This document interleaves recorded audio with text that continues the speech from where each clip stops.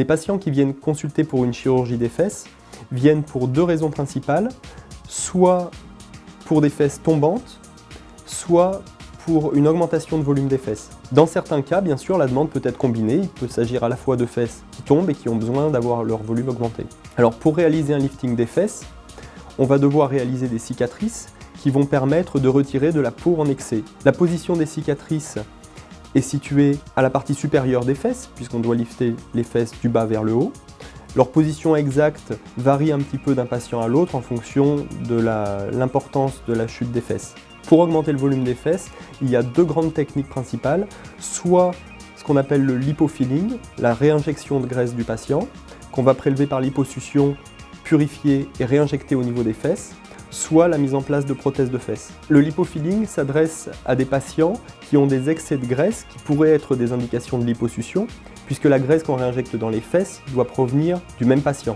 À ce moment-là, le patient bénéficiera d'une amélioration de l'ensemble de sa silhouette, puisque les zones en excès, qui peuvent être les hanches, le ventre ou les cuisses, vont être améliorées par liposuction et les fesses vont être réaugmentées grâce à l'injection de cette graisse prélevée. Les suites d'un lipofilling de fesses sont les mêmes que les suites de liposuction, à savoir que le patient va avoir bien sûr des gonflements et des ecchymoses sur les zones qui ont été aspirées.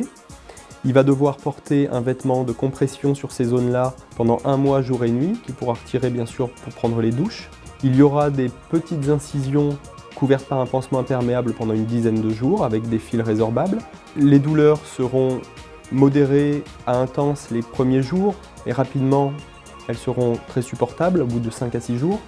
La seule particularité est d'éviter de s'asseoir ou de s'allonger sur le dos pendant 3 semaines idéalement pour permettre à la graisse de bien se fixer au niveau des fesses et d'avoir un résultat optimal. Si le patient le fait de temps en temps, ça n'est pas dramatique, simplement le faire trop souvent amènerait à une perte de volume partielle et un résultat un petit peu moins intéressant. En ce qui concerne la mise en place de prothèses de fesses, ça s'adresse plutôt cette fois-ci à des patients minces qui n'ont pas de réserve de graisse suffisante pour qu'on puisse aller prélever de la graisse. On ne peut donc pas leur proposer de lipofilling.